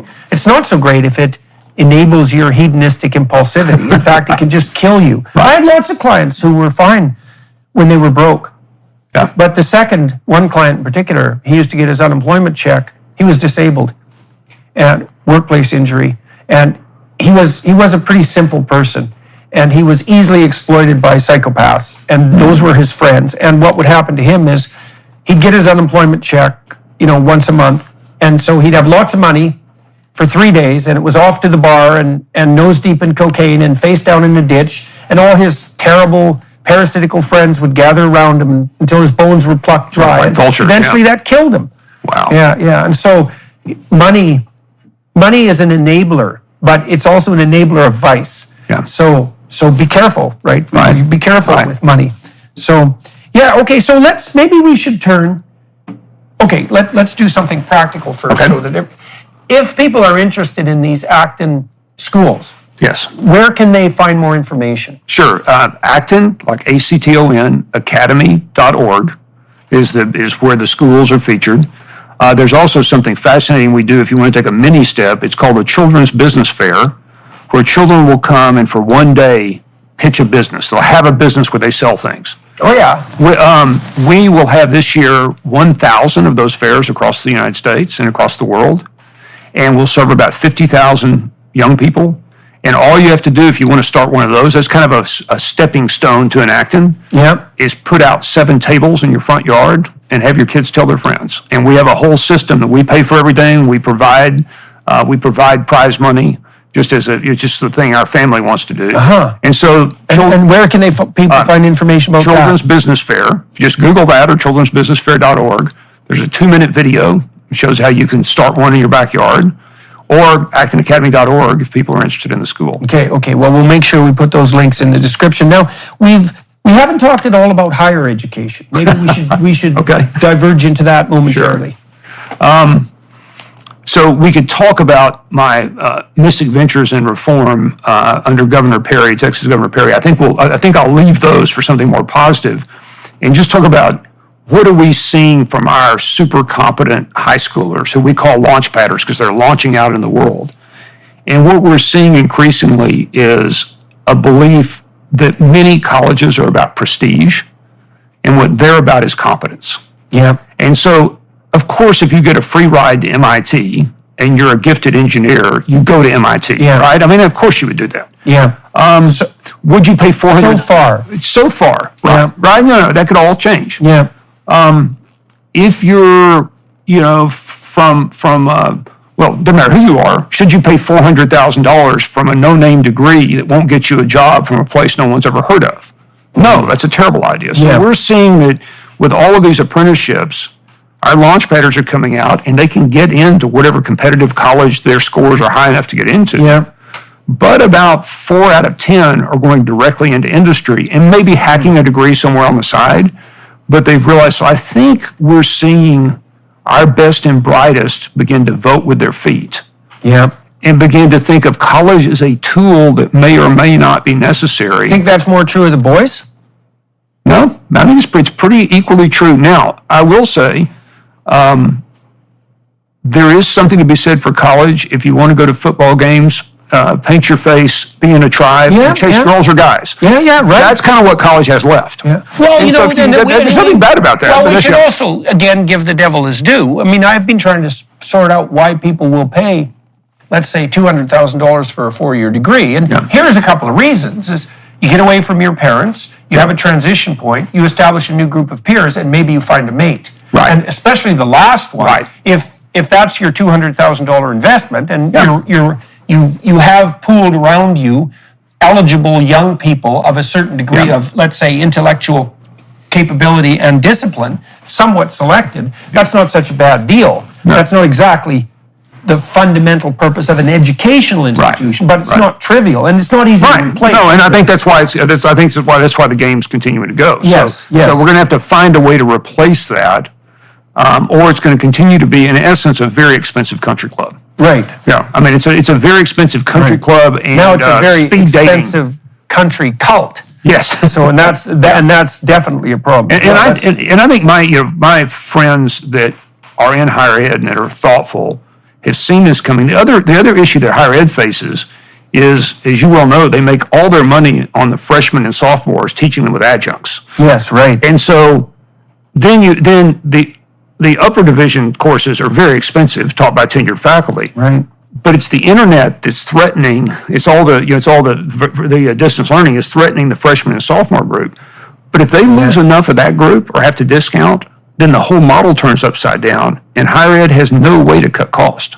Yeah. They can't cut costs. Also, let's talk about costs. So Yes. we were talking last night, you said in Austin, Yeah. it's $32,000 a year per student. That's the public education cost. Right, But for K-12. But that's also that's an underestimate. So let's Well, yeah. So my belief and what I've seen is that doesn't include all the facility cost properly accounted for. Right. So the number's somewhere north of 32,000 last saw, and that ranges from 20,000 around the country to much more than that. And you were going to ask, I think you were saying cost at Acton Academy. We've got some incredibly successful campuses that now are running at anywhere from $1,000 per student per year to maybe $2,500 per student per year. Now, we have some that have tuition as high as $35,000 a year. So it varies. Yeah. But we're managing, by the fact these young people are so super capable on their own, we're managing to create alternatives that deliver extraordinary, both academic Right. So and that's everything else. 5% of the cost, Yeah. fundamentally. Well, and let's delve into those numbers a little bit. Yep. I mean, a pretty decent teacher's salary is $60,000. I don't think that's unfair. Right. Okay. So that means each two students could in principle hire a teacher just for them. Now, maybe you could double that if you had to include the cost of a building, because generally the infrastructure costs in a typical organization are about about equivalent to the staffing cost, if you need a rule of thumb. And so that means that in principle, what the education system is spending now would allow each group of 4 students to hire a full-time teacher. Yes. Right, and so this is not an efficient system, obviously. Well, and if you look at the head count, and this is true for all bureaucracies, by the way, not just public education, but it's about a 5-to-1 adult to learner to student ratio. Now, it's not 5-to-1 per teacher, but there's so many admin people. 5-to-1 per student. Yeah, there's 1 adult for every 5 students. Right. That's the across. And our rate is more like 1 adult for every 20 to 30 to 40 to 50 students. Right, and that's so interesting too, because one of the claims that's constantly put forward by teachers' unions in particular is that, well, the only thing that really matters in education is teacher to student ratio. Right? There should be more, there shouldn't be more than 10 students per teacher. Right. And you can understand that to some degree if you believe that teacher attention to a given student is a marker for academic movement forward. But your model is more the idea that, no, if the institution is well constituted, then you produce maximal autonomy on the part of the participants, and while they pick up the work, they do the learning that goes along with picking up the work. Right, well, and the thing I say is fundamental is education is not the same as learning. Education is something you do to someone, you educate them, now you self-educate, but if you're educating someone, learning is what the person experiences. Right, it's like the delivery of a product. Right, and so I want to be careful here because our model is just one model. There's going to be 50 fun models and interesting models come out for learning as the world changes. And, my great-grandfather was president of a university. He's buried on their campus. I mean, I came from my wife's mother, Joanna, was one of the incredible teachers in Oklahoma City. In fact, a quick story that's worth telling about that. We were having one of these exhibitions I talked about, and this woman comes up to me, and we're in Austin, Texas, and she comes up and she said, this reminds me of my 8th grade science teacher. And she said, I live in Oklahoma City. I came to see this, and it reminds me of her. And she started describing this wonderful teacher who was Socratic and who did all the things. And she said, she got finished, and I said, and her name was Joanna Anderson. Oh. And the lady said, how in the world could you have known that? And I said, because that's her daughter, Laura. And the woman just started crying. And she said, that lady changed my life. Right, so adults have an important role to play in a child's life. Yeah. That role shouldn't be to be an authoritarian, having order to sit at a desk where a bell rings every 45 minutes. Yeah. That's not the teacher's fault. That's the system, right? It's the system. Now, you're participating in the system. Yeah. But I always try to, I try to divide. The teachers are often the heroes, and sometimes not. The system's the problem. And I don't think there's anyone that doesn't think the system is broken. There are going to be a lot of different recipes. We've got a recipe that happens to be very low cost and seems to be powerful, and it's a work in progress. Also scalable. And scalable. Which is we have 1 employee, and our whole network, our staff is 1. One employee. For 300 campuses. Because How do you facilitate communication between the campuses and exchange, let's say, best practices? There's a forum where people are exchanging. Since we've been sitting here, we've probably gotten 4 new experiments on the forum. When I get off, I'll read them. Oh, yeah, okay. So people are, and so there's a way, it's like Legos. There's a way to share experiments. Yeah. And there's a way to report on them. There's a central place. It's almost like Unix code to store. And we've been very careful how the modules fit together, so they were defined so you can swap out modules. And so people are running all across the world. You have areas that you're, we just touched upon this a little bit last night. You have domains, is that the right way of thinking about them? Like domains of learning? How do you structure the... Yeah, so you would think about the typical reading, writing, math. I mean, there's ways to do that. But what we have are these 6-week quests. And you might do for biology, the medical quest we talked about where you're diagnosing disease. We have a great quest on living well and dying well. It's all about death. And so those quests last for 6 weeks. They're integrative, and they'll teach you something about life, personal finance, biology, but applied chemistry, things you're going to really do. And then you have genres, which are much like your essay product, except they're different recipes for writing a white paper, a poem, and so you're actually practicing something you're going to write and use in the real world and display in front of an audience. It might be a speech. So those chunks are well defined, and you could create one, I could create one, we can present it to the crowd, and the crowd votes them up. Right. And then that's shared among the group, and it becomes the standard until something replaces it. Right. How do you stop, or how have you dealt with the problem of ideological capture, let's say, on whatever side of the political spectrum? Well, I think we're agnostic. I mean, we have a series of promises, like we believe that economic freedom, religious freedom, and political freedom, are one of our core beliefs. Right. So that's non-negotiable. Right. So that's not negotiable. So there are a series of things like that. We believe every child's a genius who is destined to change the world. So there are a set of those you agree to. And everything else is up for fair debate. If you can make and we've had... Right, so you have a limited number of... I had committed communists, in my group of high schoolers that would debate why Marx was right. And it's fascinating to listen to. In fact, there were times I was like, that's a pretty dadgum good point. I'm a committed capitalist. It's like, that's market failure. That's an interest. So everything's up for debate. Nothing is up for not saying something about the truth, and it's all to be tested.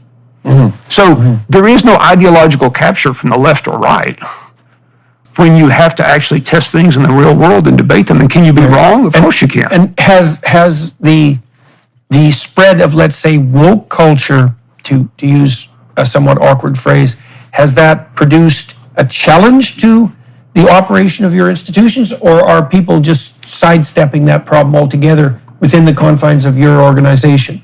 Well, so if you came from, let's say you came from one of the protected woke classes that people talk about. If you want to be gay, I'm going to be tolerant of that. That's not. I mean, that's your choice, right? I'm not going to. Now we could talk about the impacts that's going to have or what it's about, but it's just an honest conversation. And so, well, though people who are different in their proclivity, like temperamentally or sexually, let's say, are still going to have to contend with the fact that they have to integrate that within a community. Difference is good. Now you stand up and say, I'm a victim. Yeah, right. And it's like, well, okay, well, why are you a victim? Let's explore that, because victims aren't okay here, so what are you going to do about it? Well, I'm going to post on Instagram.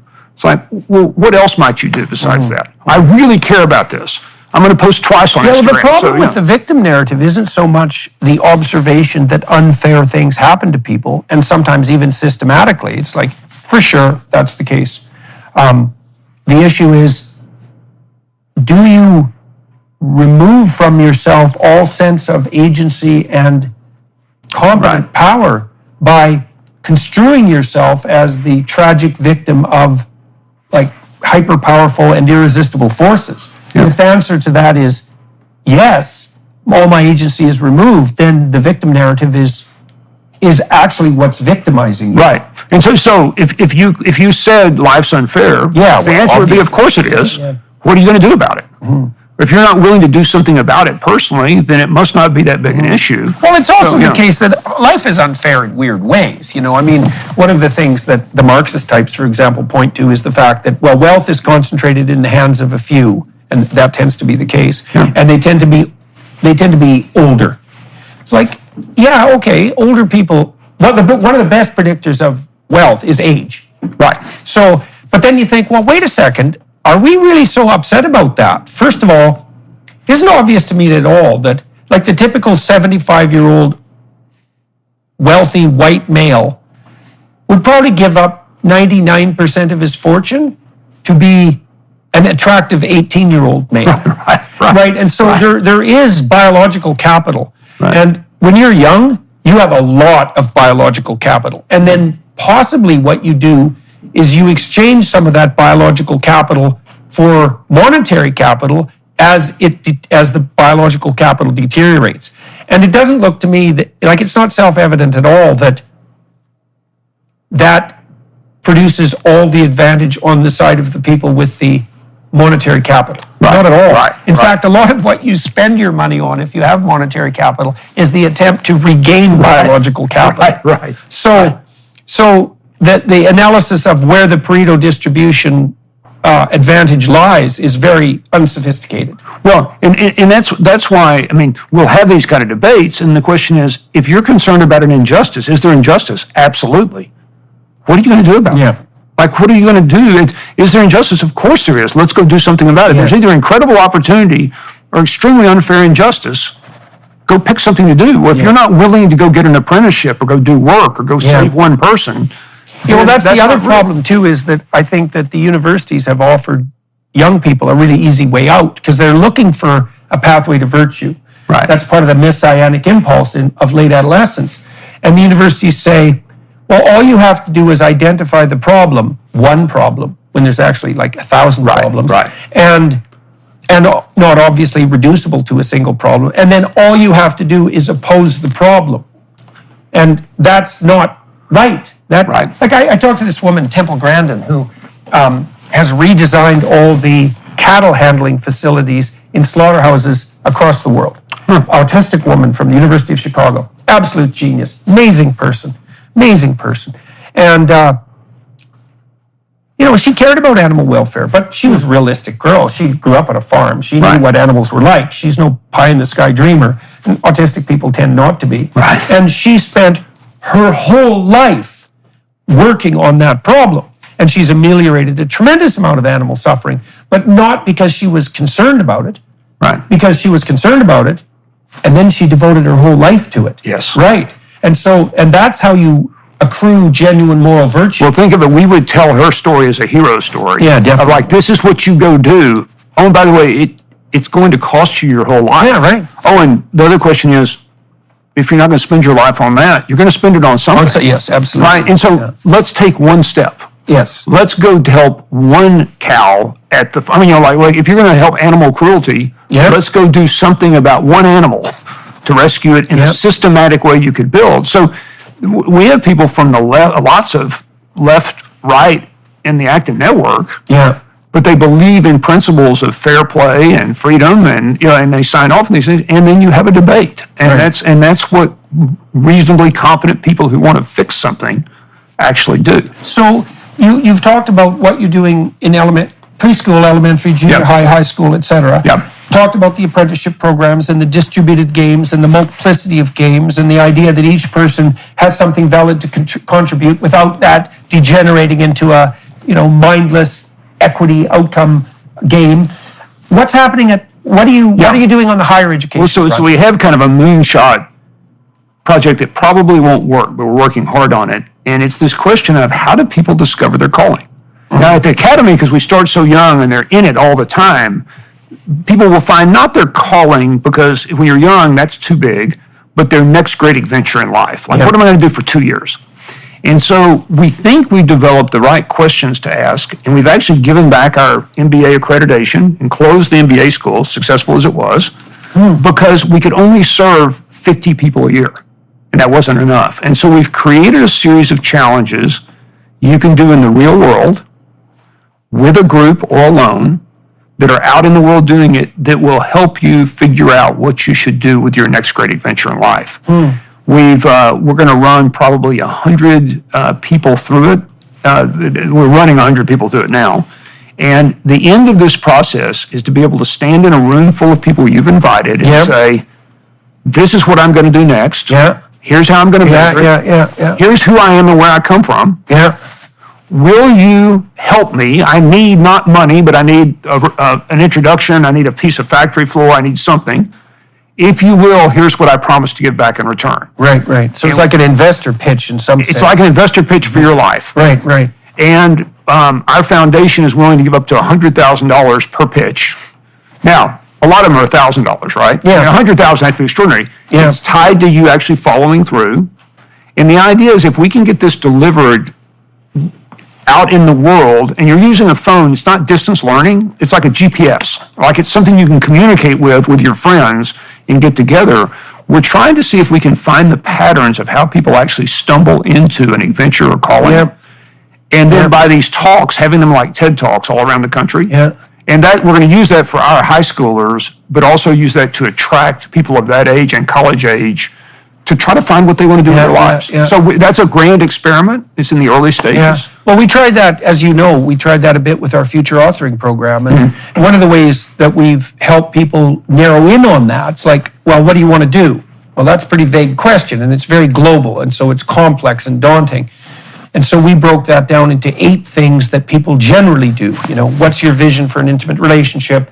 Family, friendship, job and career, education, use of time outside work, civic responsibility, and regulation of temptation. Right? That's sort of, the big problem is, what's the purpose of my life? That's broken down into a set of domains of probable problems. And it's easier for people to answer those questions generally than the meta question. I'm nodding because we subscribe and at Acton, we use self-authoring as a tool. And also in this project, we've looked at those individual areas and broken them into something you might do. So example, for the family, you might have with your friends a Socratic discussion. It's your daughter's first dance recital. But your biggest customer just called, there's been a fire at his factory. Right. You go to the dance recital or the factory. Right. Whichever you choose, it gets harder. It's her wedding, or it's your only customer. Or, so now I'm going to do that with friends, but then I might actually have to write a spousal contract with my spouse or significant other and submit that to the group of, this is what we've each promised each other, and here's how we're going to measure it. And so think of this as these are visionary exercises. 300 challenges that are hard to do and require courage, and sometimes it might be going out and haggling for a discount to see what your relationship with money is.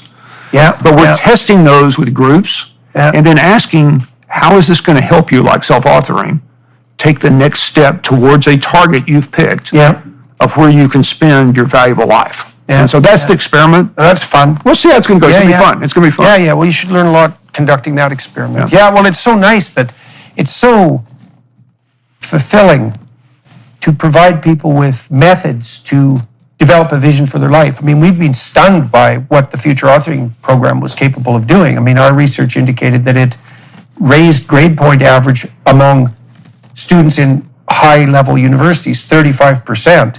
This was a 90-minute intervention. That's crazy. And dropped the dropout rate 50%, and most effectively among minority men who had a poor academic record. So it was even better at eliminating their dropout rate. Because they have a story. They're an actionable story. And then they started to develop both a vision and a strategy, and also to see themselves as visionary strategists, which is a metacognitive shift. Now imagine this as there's 300 high schoolers or college kids coming together to do this program. You're invited by a friend to come to some mysterious party where it all gets kicked off. And you start doing these challenges and sampling them. Well, that's where you may meet your mate. So that's where you're going to paint your face and go to the football game. So we're trying to see can we create that in a bottom-up way? And will we be successful? Nah, we'll mess it up and we'll experiment. But it's an interesting experiment to see if that's the replacement, because colleges are not helping people find their calling. They don't do that anymore. And so we're really trying to say, can we get people off on an adventure? So that's the experiment. All right, well, that's probably a good place to wrap up, unless there is anything you can think of that we should have touched on in this part of the discussion. I'm going to move, for everyone watching and listening, I do an extra 30 minutes with my guests. I'm very interested in how people's destiny makes itself manifest to them in the course of their life, particularly if they've been successful, because, well, why wouldn't you want to hear about multiple pathways to success, assuming that you're trying to accomplish something like that for yourself, which seems preferable to the alternative, by the way. And so we'll switch to the Daily Wire Plus platform. Is there anything else that we didn't cover today that you think would be? No, I just want to thank you, because your focus on story and listening to you and the archetypes and how story matters has greatly impacted all the decisions we've made over the last 10 years to be able to apply those same kinds of patterns for young people all around the world. And it would not have happened in the same way without you, so thank you. Oh, hey, man. Well, when I hear you say that, I think, and that wouldn't have happened without all the great people that I read who